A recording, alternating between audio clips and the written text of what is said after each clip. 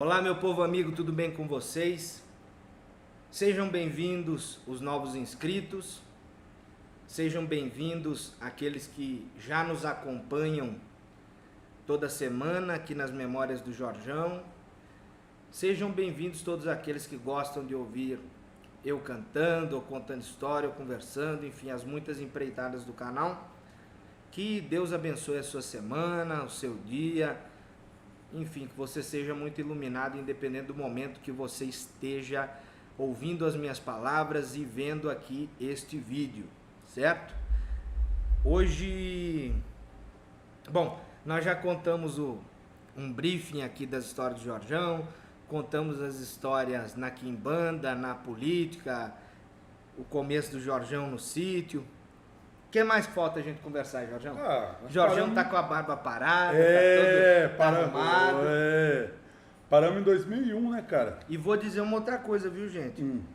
O Jorge é um grande motorista. Esses dias fomos para Fernandópolis. Realmente, o que ele contava que ele foi motorista e voltava e fazia e tal, ele realmente é... Ele tem o pé ali que parece um piloto automático. Ele vai certinho, anda bastante, não breca muito, entendeu? Ele é um cara, recomendo, viu? Jorjão, direção consciente. Ainda mais agora que eu não uso lado, não tenho janela, uso mais não tipo sai mais vidrado, né? Então, agora vamos começar de 2001, nós paramos em 2001, quando eu já tinha acabado a campanha, e eu já comecei a viajar no estado de Mato Grosso do Sul inteiro, né? Começou abrindo pelas cidades mais próximas de Campo Grande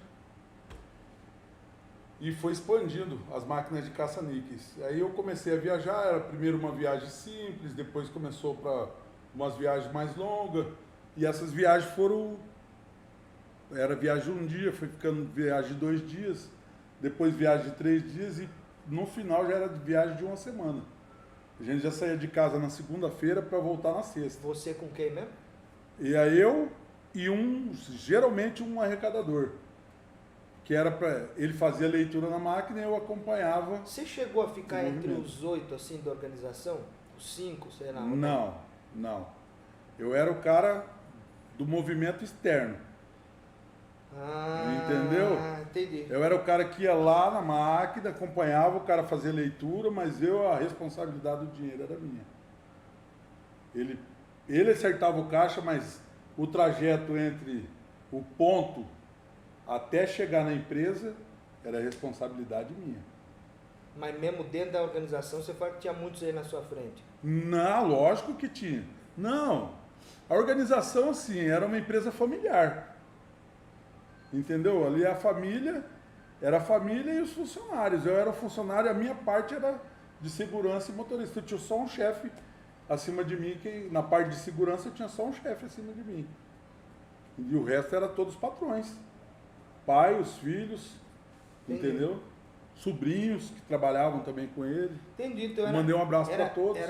Sim, entendeu? Eu lembro, mas é só para ficar claro. Então, era uma coisa meio estilo Tony Soprano, aquelas coisas lá ou não? Não, era bem organizado. Não, mas o Tony Soprano também era, você chegou então, a ver? Cheguei. Então, não, sim, só que era assim, lá em Campo Grande,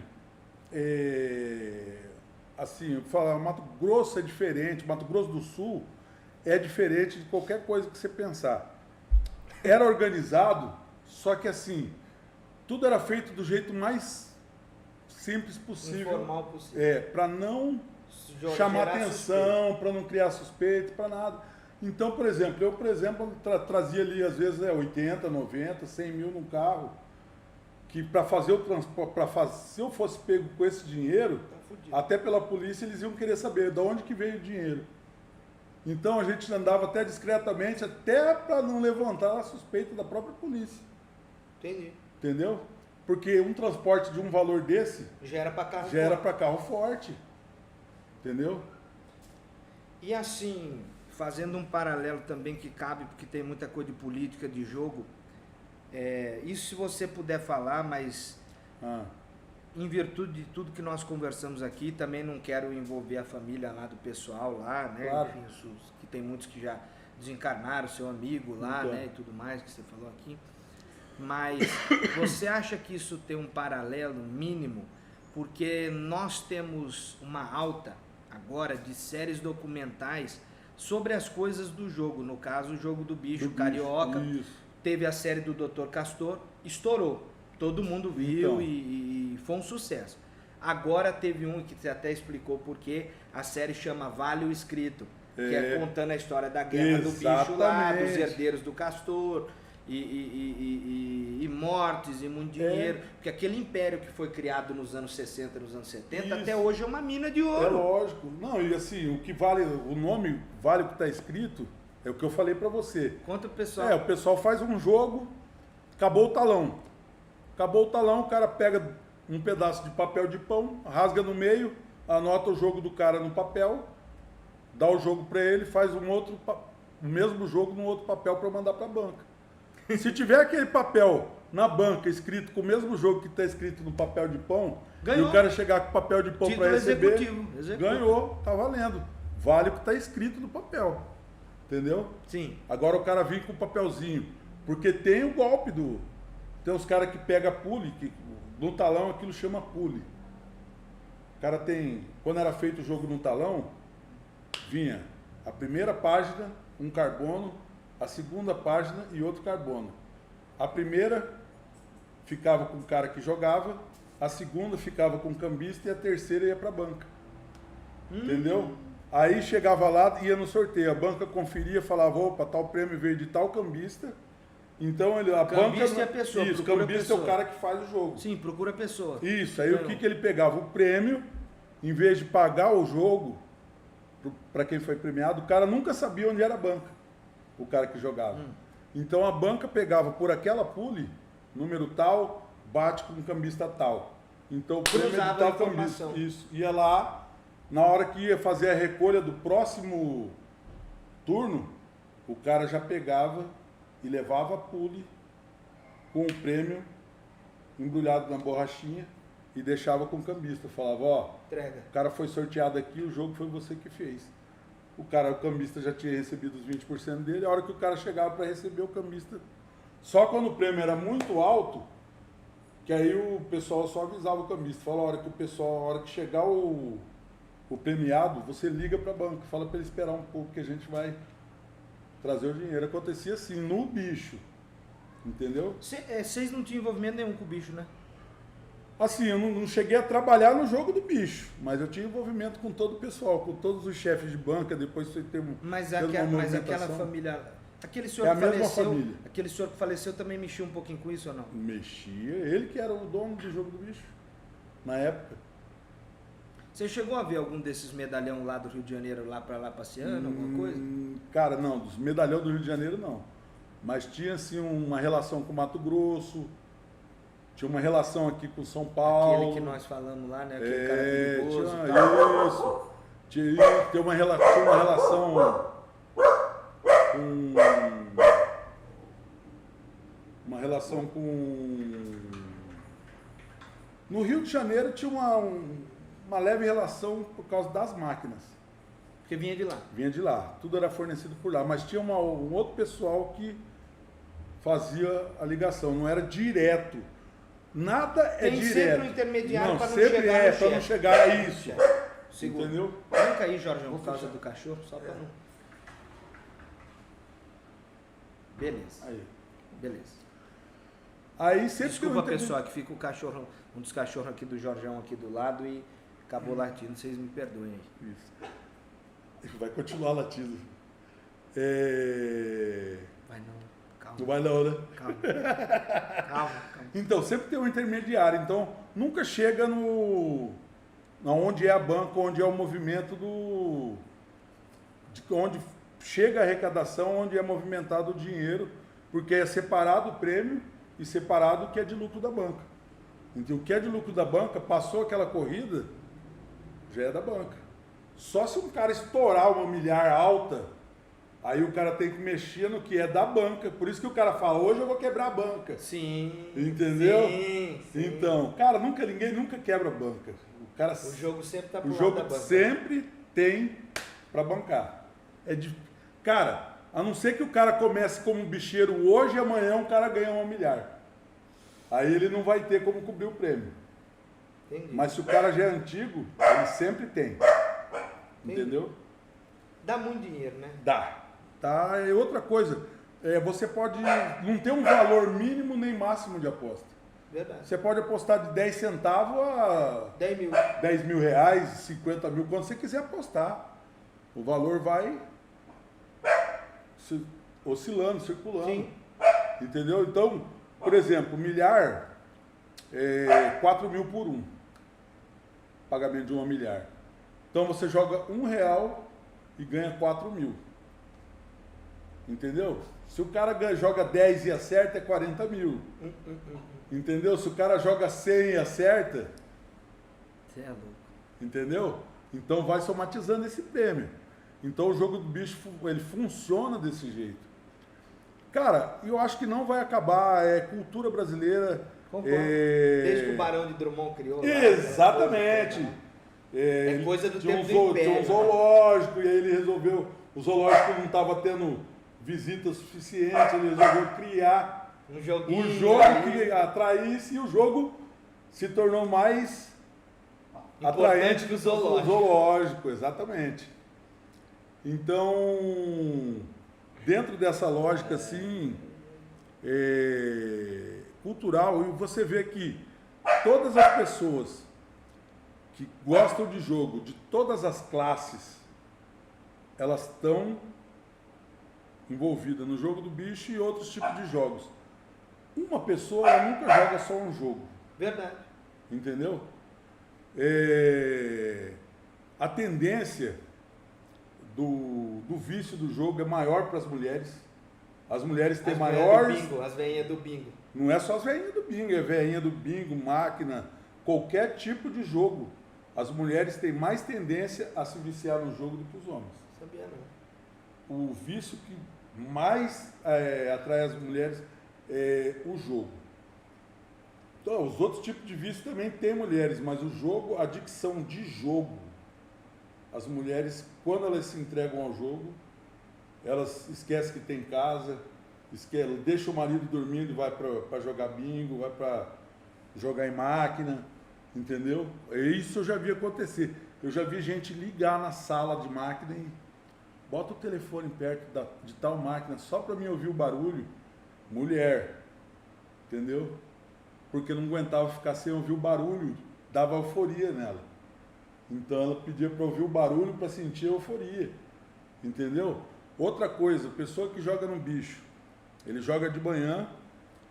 Tem lugares como São Paulo, aqui, São Paulo, Rio, várias cidades tem 3, tem 3 turnos. Lá tinha 2 turnos, que era matutino e vespertino.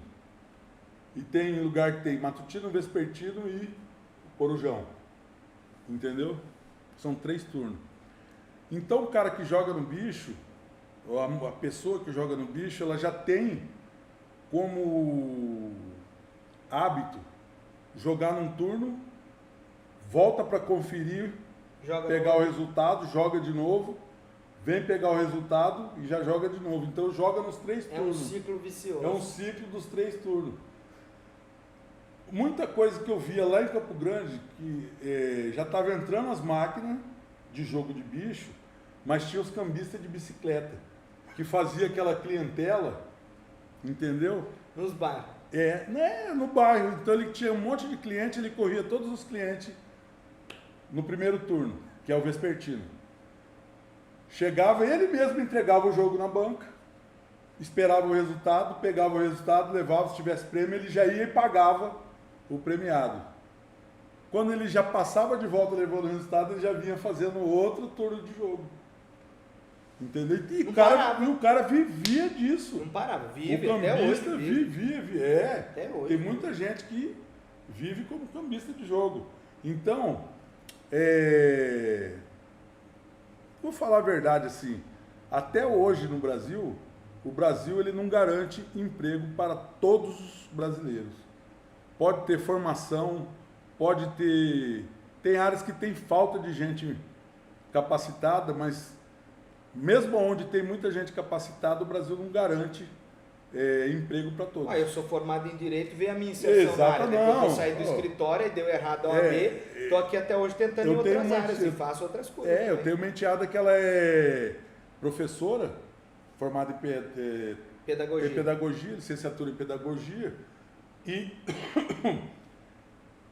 ela já tentou fazer concurso, passa, mas não chega a atingir a média para poder ser chamada, e ela trabalha contratada, e o trabalho contratado não dá estabilidade.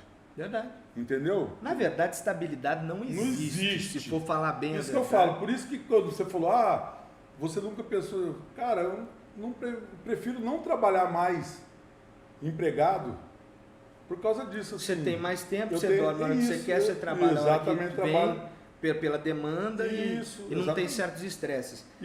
Isso é uma conversa anterior nossa aqui, gente, que o Jorjão comentando por fora aqui, talvez tenha escapado em algum vídeo aqui, mas ele falou assim, Lucas, depois desse patrão que daí ele até falou no outro vídeo e tudo mais, como é que você quer que eu vou trabalhar carteira assinada para um patrão que às vezes eu não gosto, das 7 às 4 ou das 8 às 5, com horário de almoço e tal, eu vou dar uma dica, eu não vou ganhar prêmio, eu não vou ganhar participação no lucro, não vou... Pra quê que eu vou me submeter depois dessa vida toda? Exatamente. Quer dizer, você começa a repensar, né? Foram quase 5 anos trabalhando de uma forma que... Você se divertia, trabalhava? Eu me divertia, trabalhava, eu tinha liberdade total. Na hora da minha responsabilidade, eu tinha que estar ali pronto para minha responsabilidade. 100%, mas eu tinha liberdade total. E dinheiro no bolso. E dinheiro no bolso.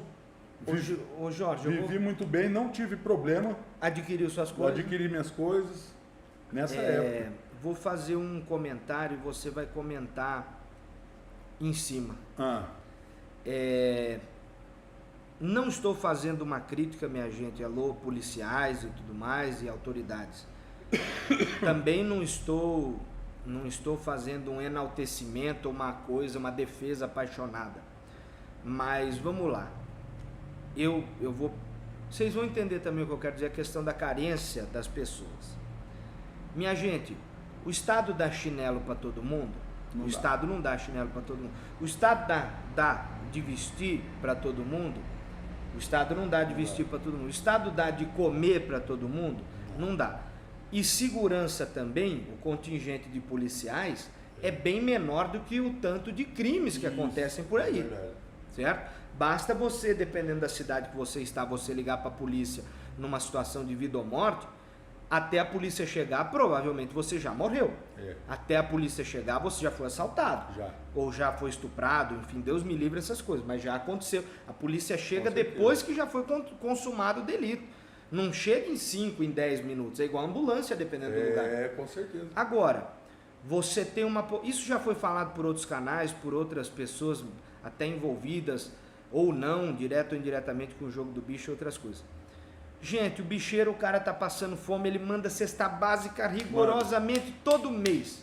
O cara tá andando descalço na rua ali, o pé queimando, sangrando no sol. Ele dá chinelo, ele dá meia, ele dá roupa, ele banca estudo, ele banca faculdade. Aí o cara depois pega uma gratidão com a turma do jogo, não só do bicho, aí você tá falando que tem tudo envolvido. O cara fica ali, não é nem escravo, mas é gratidão. O cara não tinha nada, o cara passou a ter uma comida, uma televisão, passou a ter um trabalho digno, uma faculdade, passou a saber ler e escrever, porque o bicheiro foi lá e participou. Então isso foi uma manchete de um vídeo que eu vi no YouTube aqui, é verdade. O bicheiro entrou aonde havia a ausência do Estado. Ausência do Estado, exatamente. Então, assim, tem um lado também que não pode reclamar que a coisa ficou grande. Isso, lá dentro de Campo Grande, assim, cara, falando da época, o pessoal pode falar o que for, cara, mas... Você mesmo não tem o que falar de mal. Não, você não eu tem não tenho uma coisa para falar de mal. Para mim foi o que eu falei no outro vídeo, a melhor fase da minha vida. Você foi o quê? O que você fala que você foi? O que eu fui o quê? Todos os Beatles, todos os Rolling Stones? Eu fui todos os Rolling Stones nessa pessoa aqui. Onde eu chegava era conhecido. Não, mas não é só por isso também, não é só pelo glamour. Cara, eu consegui muita coisa no trabalho, mas assim, olhando pelo lado do povo, era cobertor, remédio, cambista que estava precisando já estava em câncer estágio final, ajudava com quimioterapia, família que perdia um parente ali, velório, que nem tinha tanta ligação, ligava, falava, ó, ajeita tudo, fazia o velório, o caixão, arrumava lugar para velar. Rapaz, eu presenciei tudo isso acontecer. Cesta básica, remédio, foi o que eu mais vi acontecer, entendeu? Estudo, rapaz, oportunidade, todo mundo que trabalhou na área técnica das máquinas recebeu um curso técnico para trabalhar com eletrônica. O cara que saiu dali, ele já saiu, se ele quisesse trabalhar montar uma eletrônica dele, ele podia montar, porque ele já saía da empresa técnico em eletrônica, entendeu?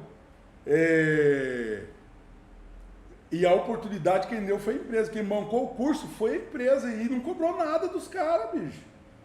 Agora, entendeu? vamos lá. Capacitou para poder ter funcionário. Mediante isso aí que você está falando. Ah. Que o jogo do bicho é muito grande, porque o jogo é muito grande. Pra você ter uma ideia, pelo que eu vejo, nem o tráfico, que é uma área fortíssima, não bate de frente com o bicho. Não. E é forte, hein? E eu vou falar uma coisa assim, o tráfico não faz o que o bicho faz. Entendeu? E é isso, assim, não tem a estrutura que não tem a estrutura e não tem assim a boa vontade. A boa vontade. O bicho ele é mais familiar. Familiar, ele entra dentro da comunidade sem a de uma forma das drogas, sem ser agressivo e leve. outra. O bicheiro é querido pelo pessoal. É verdade. E o pessoal é atendido pelo bicheiro. Sim. Em situações extremas. Entendeu? Sim. Dentro da comunidade, dentro de Campo Grande, o que eu vi é que todas as empresas, em primeiro lugar, todas as empresas que era bingo, máquina de caça-níquel e bicho, chegava no Natal, todos nós tínhamos a nossa cesta de Natal, recebia a cesta de Natal. Quer dizer, era lembrado. Era lembrado pelo patrão. Todos, do maior ao menor, todo mundo recebia. Ó, vamos lá, uma outra coisa também. Que igual eu estava falando. O bicho está muito alto.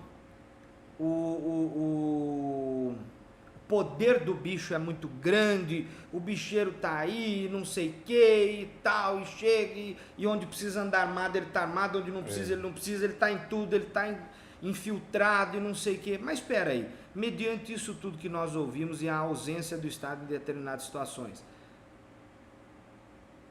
o bicheiro apenas viu a porta aberta e entrou. Entrou naquela localidade, se estabeleceu. Não é de se espantar, se você for ver. Porque assim, o próprio capitalismo diz que não existe vácuo no capitalismo. Não. Se uma empresa falir, tem uma outra no mesmo momento abrindo para cobrir aquele vácuo.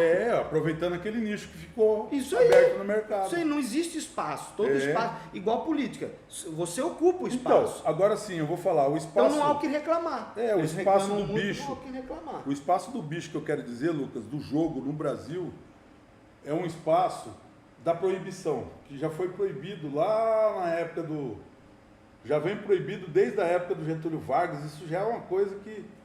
Conta isso, porque é proibido também. Proibido porque assim, pela sonegação fiscal.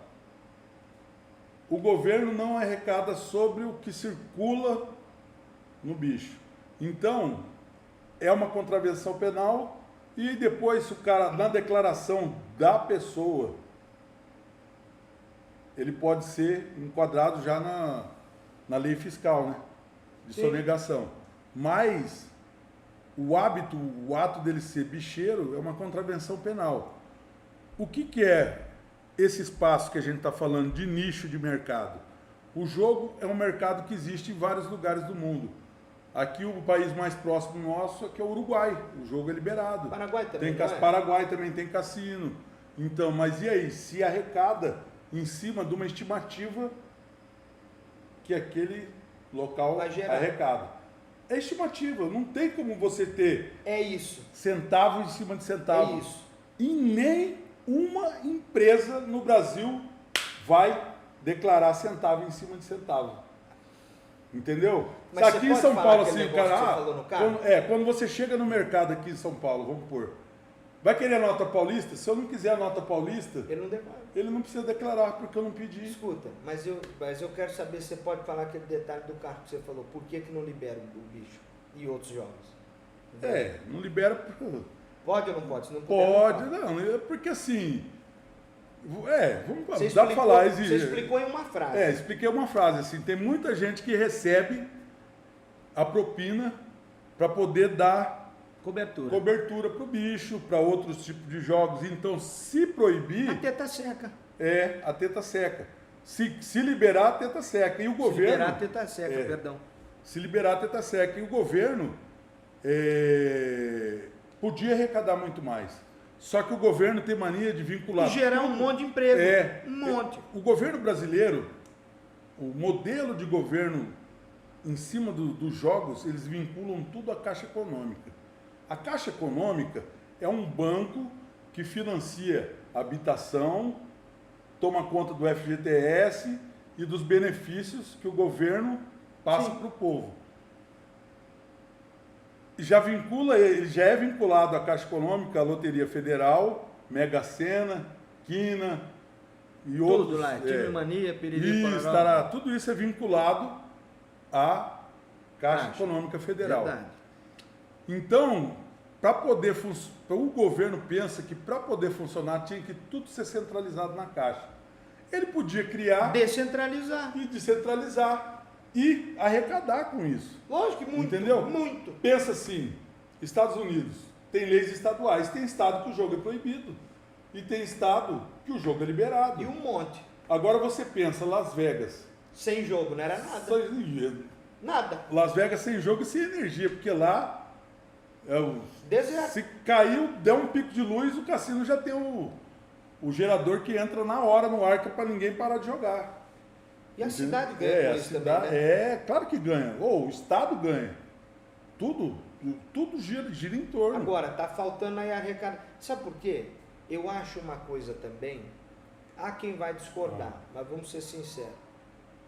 Você não pode equiparar um bicheiro com um traficante de droga. Não, nunca. Você não pode nunca, equiparar não. um bicheiro com um traficante de droga, minha gente. Não tem como. A diferença é o seguinte. Muito grande. Muito grande. Muito não, grande. Não tem nem comparação. Não, porque não o tem. bicheiro, ele já está inserido na cultura. O jogo é uma coisa que... Joga quem quer. Outra coisa, se eu vou e faço um jogo na Mega, eu estou fazendo um jogo. Se eu faço um jogo do bicho, eu jogo a quantia que eu quero, só que esse jogo não está sendo declarado. A diferença só está aí. Enquadramento fiscal. No enquadramento fiscal. O traficante de drogas... Mata a família do cara, destrói o cara. O cara, primeiro, ele começa usando com o que ele tem. A hora que acaba o que ele tem, ele vai pegar o que a família tem. A hora que acaba o que a família tem, ele vai roubar para poder sustentar o vício. Eu não cheguei a ponto de roubar para sustentar os meus vícios. Graças a Deus. Entendeu? Mas eu cheguei a pegar o capital meu... Dilapidar o patrimônio. E dilapidar o meu patrimônio com drogas. Entendeu? É uma coisa que você pode recuperar? Dinheiro se recupera. Saúde, para mim, graças a Deus, eu recuperei. Tem muita gente que não se recupera. Já fica com uma sequela mental e não volta. O jogo não causa essa sequela mental. O jogo pode ser compulsivo por jogo, mas você não fica na euforia de estar usando na abstinência do jogo. Entendeu? Ninguém vai me vender um carro para roubar. O cara fala, vai lá, joga. Vamos me penhorar aqui para você jogar no bicho. Não tem. Deixa teu celular aqui, se você não trouxer o dinheiro, você não... E se ganhar o celular e o prêmio é meu. O cambista nunca vai fazer isso. Verdade. Entendeu? E o traficante, se chegar com o celular lá, a primeira coisa já que ele é. Toma duas aqui e vai embora. Tchau. Entendeu? O dano que a droga causa é um dano muito grande na sociedade. Irreparável. O jogo do bicho e os outros tipos de jogos que eu falo assim, cara, eles não causam esse dano que a droga causa. E outra, eu nunca vi ninguém pedindo dinheiro para jogar. Também não. Entendeu? Agora você vê no sinaleiro ali no semáforo o cara pedindo para poder Ou se drogar beber ou beber. ou se drogar. É. Entendeu? Verdade. Eu nunca vi um cara falar, me arruma tanto. O cara sabe que aquele limite acabou. Entendeu? Sim. Eu não presenciei isso, não vivendo lá dentro do jogo, acompanhando, porque em muitos lugares que a gente ficava, era a banca do jogo do bicho e era o mesmo cara que tomava conta das máquinas. Então a gente viu o movimento do bicho também. Cara, não tem essa...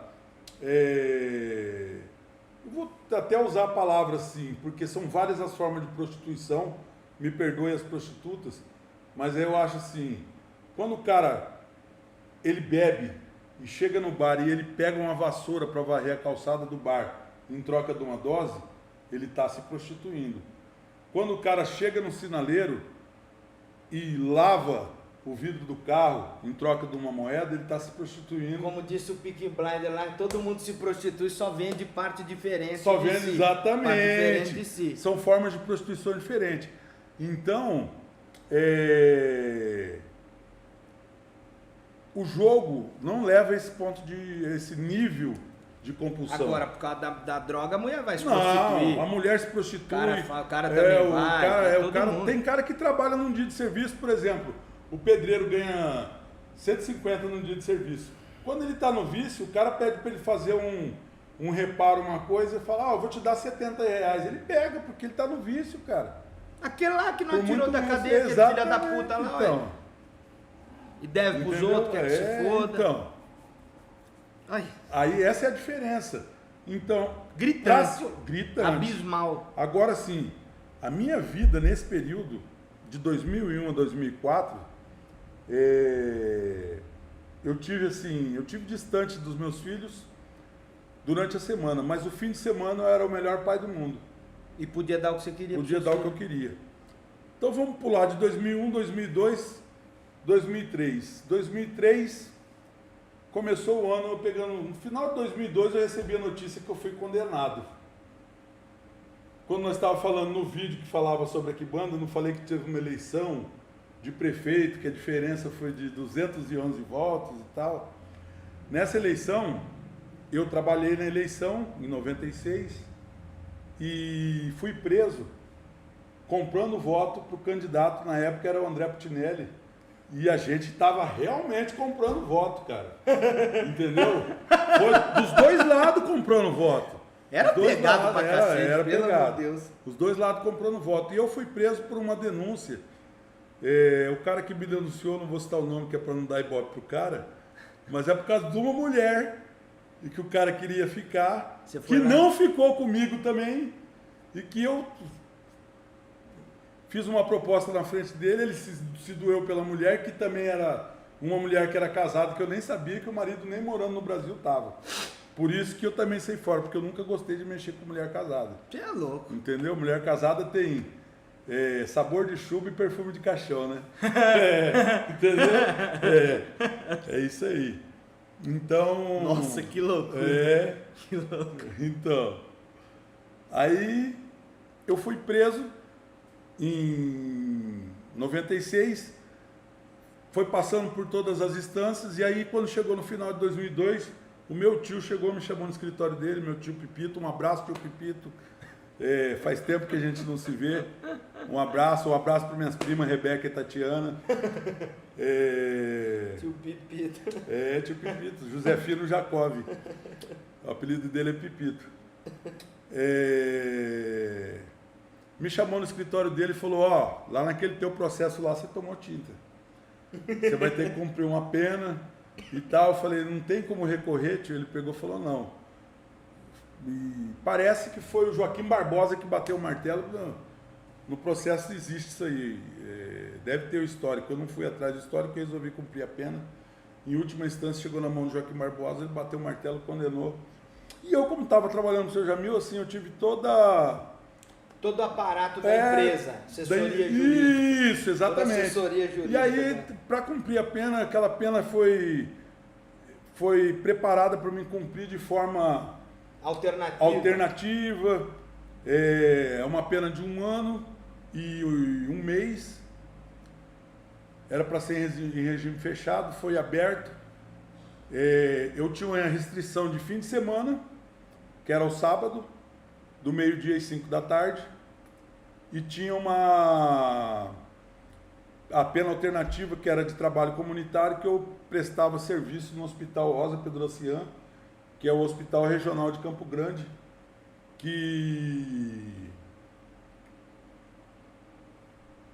eu fui designado para trabalhar na lavanderia, no domingo, das 7 da manhã às 5 da tarde.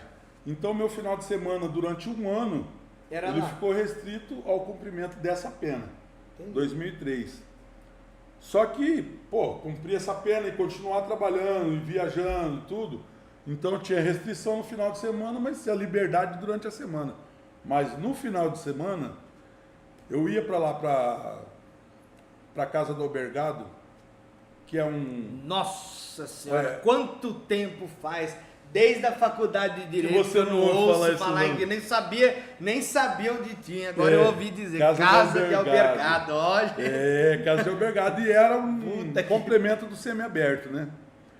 Então, ali ficava quem estava cumprindo restrição de fim de semana, os presos por pensão, e quem estava já saindo do sistema... por pensão alimentícia. E quem estava saindo do sistema prisional... Nossa! E os caras choram duro, hein, cara? Nossa! Aí eu vou te contar, agora isso tem tudo para mostrar uma coisa do que é. Eu estava num nível de vício na dicção, já estava num ponto, mas que eu ainda controlava. Aí eu ia todo sábado para casa do Albergado, entrava lá meio-dia, mas eu ia com dinheiro, sempre vinha com dinheiro sobrando da diária. Chegava lá, tinha o pessoal do corre, eu falava, fulano, vai lá, busca, porque eu chegava, tinha o pessoal que trabalhava, que já estava saindo do sistema prisional, então eu estava no semiaberto, e alguns trabalhavam pelo sistema Elo. Estava no semiaberto, trabalhando pelo sistema Elo, e aí no trabalho ia diminuindo, a cada 3 dias trabalhado, 1 dia de pena. Verdade. Entendeu? E o cara ganhava um salário, conseguia ajudar a família dele e tal. Aí tinha um pessoal que trabalhava no sistema, comprava uma carne, eu dava um dinheiro para comprar o refrigerante, que não podia entrar bebida alcoólica, e aí já metia um para trazer umas paradas de base. Aí a gente já fazia um mescladão com maconha, aí que entrou a maconha na minha vida. Benzia. Que eu falei que ela não causava vício, aí eu comecei a usar ela mesclada, comecei a usar base com mais intensidade, e aí foi crescendo o vício nessa época. Da cadeia. Na casa do Albergado. Convivendo. Rapaz, tinha um cara lá dentro, não vou citar nomes aqui, o cara já deve ter desencarnado, porque ele já era um senhor de idade. Ele tinha 200 anos de pena, somando todas as penas. Matou quantas pessoas ele matou? Exatamente. Aí, eu vou falar a verdade para você, Lucas. Que loucura. Até me escorre lágrima do olho, porque você pensa que é um lugar hostil. Cara, eu tive acolhimento ali dentro, cara. Tem pessoas boas, pessoas sofrendo ali dentro. Imagina. Entendeu? Esse cara que tinha 200 anos, estava saindo do sistema, você conversava com ele, ele não parecia que era esse criminoso todo. Ele tinha uma fala tranquila, uma pessoa calma, entendeu? Era usuário também, mas ele não usava como os outros, ele tinha um controle, era uma coisa impressionante. Olha. Entendeu? E quando a gente ia usar, o quarto deles era o último quarto do fundo. E eu tinha acesso a todos os quartos, porque eu não ficava em quarto. Eu chegava meio-dia e saía 5. Só que eu fazia uma ponte que não existe lá dentro.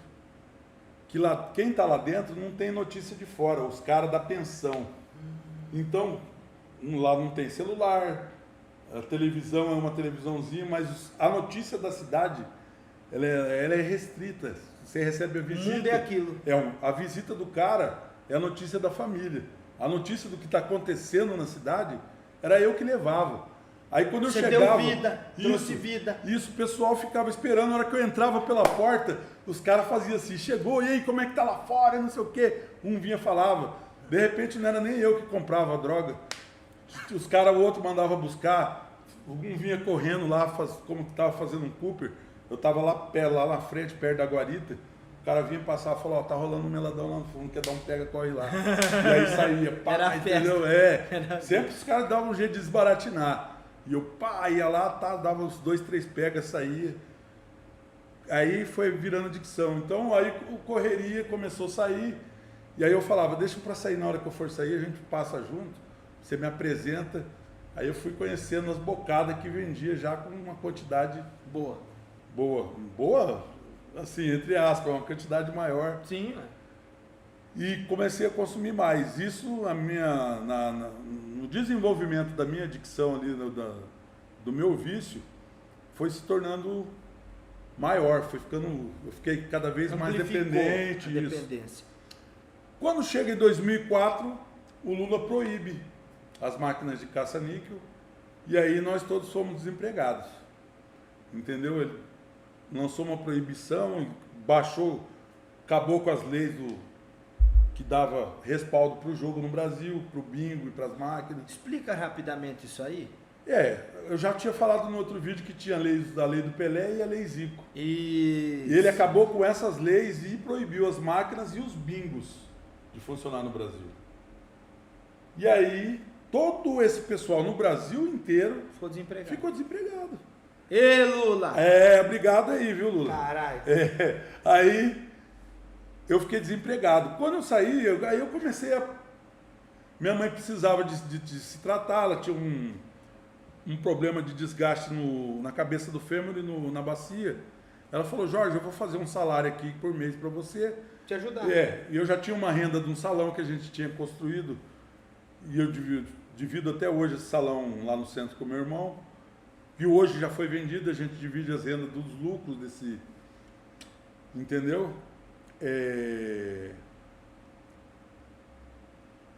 E aí eu comecei a trabalhar com ela, só que eu já estava totalmente dependente. Então quando eu não estava com ela, eu estava usando droga. Estava separado? Não. Em 2004 ainda estava com a minha ex-mulher, estava em Campo Grande. Quando foi em maio de 2005, ela foi para Portugal. E quando foi dia 15 de setembro de 2005, eu conheci a Marlene. Ela estava em Portugal e eu estava aqui. Comecei a namorar a Marlene. Quando foi no dia 3... Estava separada, a ex-mulher estava em Portugal. Estava em Portugal, conheci a Marlene aqui. Quando foi já em 2005 para 2006. 2006 que foi do dia 3 de janeiro de 2006 que eu peguei, aluguei uma casa e chamei a Marlene para morar comigo. Aí ali começou a nossa vida de marido e mulher e ela está comigo até hoje. E me acompanhou em toda a adicção ativa. Ela me viu usando, me viu saindo primeiro para usar, porque eu queria esconder. Depois eu não tinha como esconder, eu tive que falar. Aí houve uma primeira tentativa de tratamento com um psiquiatra e tal, foi indo. Isso nós já estamos no ano de 2005. Mas toda aquela parte que eu falo, que eu agradeço a família Nami inteira,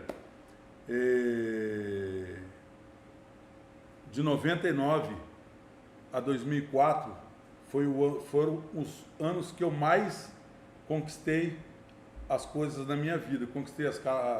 Comprei 2 terrenos, construí uma casa, no fundo de casa minha mãe construiu a edícula dela, depois eu aumentei a edícula dela para uma outra casa no fundo, um terreno eu quitei, minha mulher viajou, ex-mulher viajou, ficou de mandar o dinheiro para quitar o outro, não mandou, e esse aí foi tomado, mas o outro terreno que ficou, a edícula que a minha mãe chegou a morar, esse ficou quitado, e a minha filha hoje, né, construiu a casa dela na frente, derrubou a edícula do fundo e ela mora lá hoje. Hoje o que ficou de saldo desse período aí, desse casamento,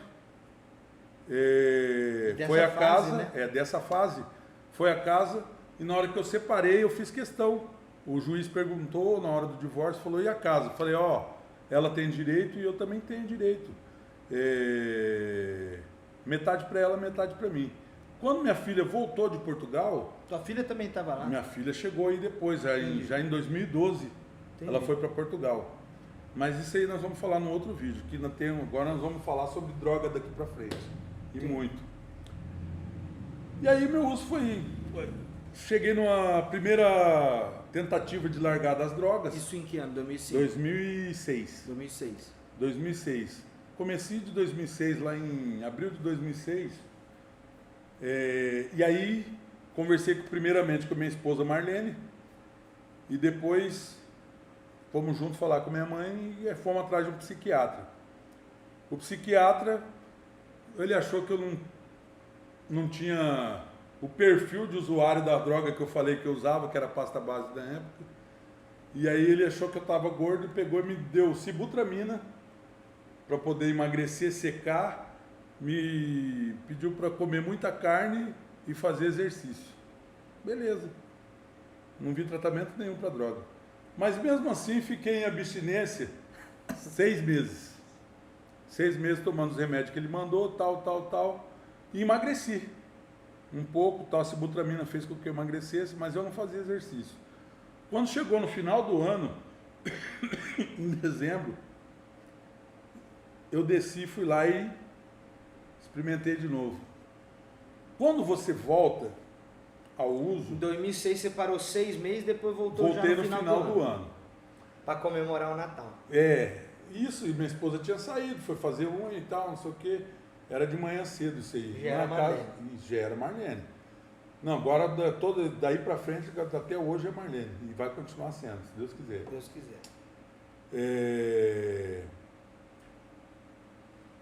Quando você volta ao uso, ou recai, seja lá como for para quem quiser entender, você não volta a usar como você usava quando começou a usar. Volta muito mais. Você volta daquilo que você estava usando para mais. E a tendência é ficar cada vez maior.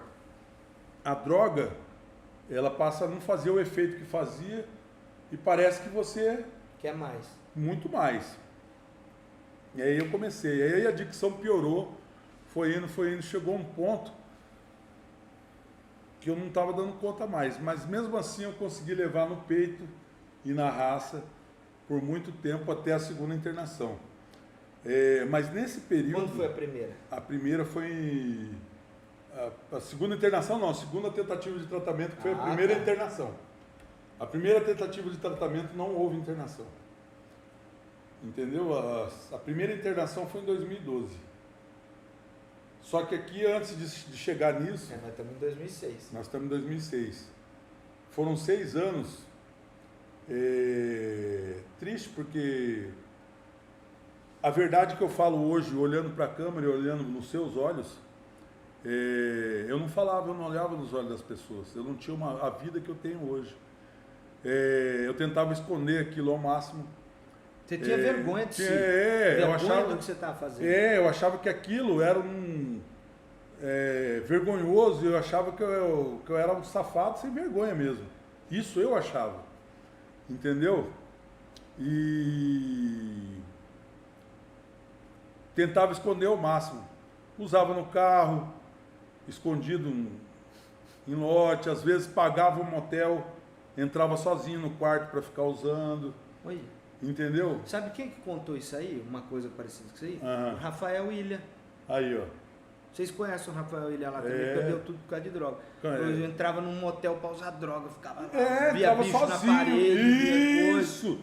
Porque aí você vai, todos os seus sentidos são alterados, você começa a ouvir gritaria do pessoal fazendo sexo, tá, mas você tá sozinho, isolado ali naquele quarto.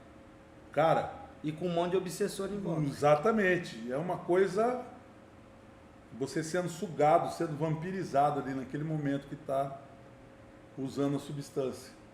Entendeu? E foi uma parte assim, muito triste. Minha mulher ficou muito sozinha, a Marlene ficou muito sozinha. Ela achava que eu saía para atender minha mãe, eu mentia muito para ela. Quando eu digo que eu não traí ela sexualmente, realmente eu não traí sexualmente, mas eu menti, traí ela com mentiras.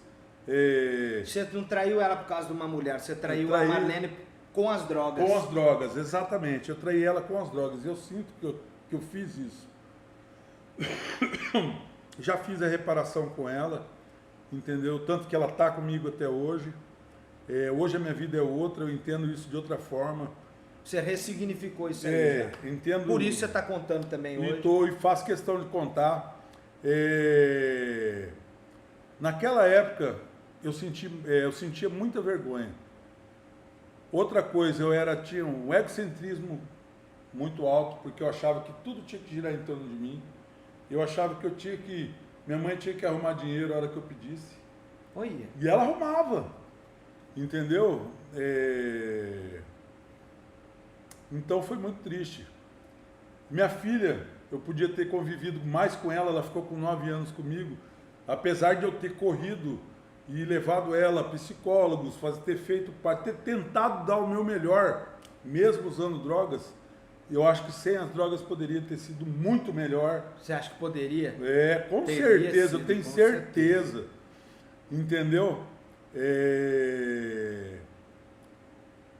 Então, o que eu perdi não foi só o dinheiro.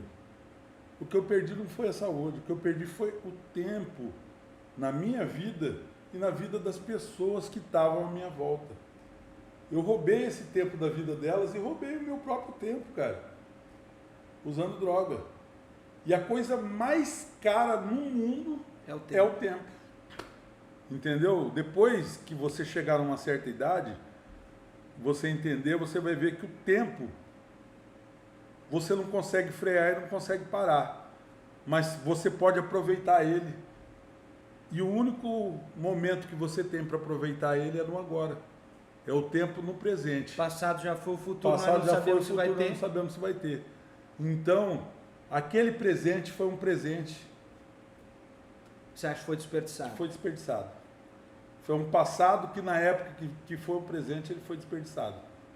Então, eu não falo isso com tristeza, nem com vergonha. O grande lance de eu estar contando a história aqui no canal do Lucas e falando isso abertamente para todo mundo ouvir,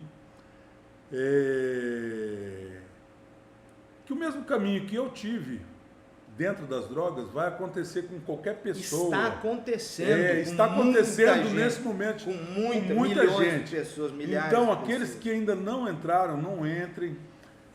Os que estão já no caminho, que estão no comecinho, existe como reverter esse processo no começo, existe tratamentos, existe literaturas, existe estudos, existe formas de mudar o comportamento, existe CAPS, existe grupos de apoio, existe uma gama de coisas que vão te livrar de chegar onde eu cheguei, porque eu cheguei aos 51 anos sem saber que eu era um doente. E na verdade a adicção é uma doença. Lógico que é. A adicção, ela é uma doença que ela é incurável, é progressiva, incurável e fatal. Progressiva, agressiva e de consequências devastadoras. E outra o coisa... O alcoolismo também, eu não conto pra você. O adicto é o doente. Na verdade, a palavra adicção significa em grego escravidão. O adicto quer dizer que ele é um escravo. Escravo daquilo. Da substância. Então, e essa é a diferença. Que nós estávamos falando do jogo, que o jogo não escraviza ninguém, joga quem quer, entendeu? Não existe escravidão. E você viveu os dois lados da moeda, né? Tanto do jogo quanto a droga. Quanto a escravidão das drogas. Então, nós vamos continuar falando sobre as internações em outro vídeo, mas eu queria dar ênfase nesse vídeo, que naquele momento eu já estava num caminho que não tinha mais volta, eu não conseguia sair sozinho. E eu não sabia para quem pedir ajuda. Então, eu pedia para Deus para não usar, mas no outro dia eu acordava com vontade de usar e tinha que usar. Usava. E às vezes aí, a hora que eu satisfazia a vontade, eu continuava usando, mesmo sem ter vontade. Por inércia. E tem muita gente que vai ouvir esse vídeo e que já não passou ou que esteja passando, que vai se identificar por isso. Você só vive só para usar. É uma escravidão. Usa para mesmo. viver e vive para usar, é uma escravidão. Entendeu? Aquilo fica gravado na sua mente que você só sabe fazer aquilo. Olha. Todos aqueles teus talentos, toda a tua inteligência, tudo aquilo que Se você resume pode, naquilo. vai ser levada só para aquilo e você vai buscar meios e maneiras só para consumir drogas e viver em função das drogas. Olha só. Entendeu? Aconteceu comigo, é real e acontece com várias pessoas no mundo nesse momento. Entendeu? Eu quero dizer assim, mais para quem já está usando e de uma forma, procure ajuda. Você não é um sem vergonha, você não é um safado, você é um doente e pode estar adoecendo sua família, que pode não estar sabendo que está doente também, porque a codependência também é uma forma de doença de você ser dependente do dependente. Olha só. A família passa a ser codependente, ela depende de correr atrás de ajuda para o dependente que não quer ajuda, mas ao mesmo tempo ela depende de saber da informação do dependente. Então toda a família fica adoecida, todo mundo que se preocupa escraviza todo mundo. com essa, todo mundo fica ali em função refém daquilo. Então busque tratamento, busque conhecimento, busque ajuda. Em todas as cidades tem alguém, tem um assistente social, tem um órgão da prefeitura que vai poder encaminhar. Busque ajuda. E nunca é tarde. Nunca é tarde. E é muito importante, porque quando se trata... Eu estou muito grato hoje pela minha vida. Hoje eu me conheço uma pessoa que eu não conhecia mesmo antes de começar o uso de entorpecentes. Isso eu digo em geral, porque hoje eu sigo uma programação que nessa programação me diz que álcool também é droga e uma das piores drogas que existe. É lícita, mas... Acho que é pior, porque ela entra em todo lugar e não tem proibição não nenhuma. tem proibição, exatamente. A pessoa, eu no meu caso posso falar de mim, não posso falar pelos outros, mas que isso sirva de exemplo. A gente está acabando vinha acabando com a minha vida, de dose em dose, de trago em trago, de tiro em tiro, de raio em raio, entendeu? De uma paulada em paulada. Eu vim acabando com a minha vida, um suicídio de forma lenta, gradual, e matando a minha família junto, entendeu? Porque esposa não dorme, mãe não dorme, filho não dorme, está sempre preocupado e assim sucessivamente. Então, nesse vídeo, eu quero já deixar bem marcado, assim, a gente estava levando os vídeos com um bom humor, mas assim, dentro dessa fase não existe seriedade agora. Não existe bom humor. Eu não passei, não existe mais o glamour daquele jogo da mulherada, da sinuca à noite, da zona. Nessa parte acabou assim, toda a alegria. Tudo agora isso acabou, ficou só a droga. A droga. Você vai entrar no mundo em preto e branco agora. Em preto e branco, que é só a droga e o isolamento em cima da droga. Para ser internado, eu levei 6 anos. Isso eu vou falar futuramente, já vou partir da internação. Mas são 6 anos entre a primeira tentativa de parar com o uso para ser internado. São 6 anos que eu causei um sofrimento pela falta de conhecimento. A minha família, minha esposa não tinha conhecimento. Minha esposa veio adquirir um pouco de conhecimento, porque enquanto eu estava nessa vida, ela teve a oportunidade, e eu tive a oportunidade de bancar uma parte da faculdade dela, outra ela mesma bancou trabalhando como voluntária, não, estagiária, mas isso é por causa de um projeto que tinha no estado do Mato Grosso do Sul, então 25% ela pagava, ou 75% da faculdade era paga por ela, 25% era pago por mim e eu ainda consegui pagar.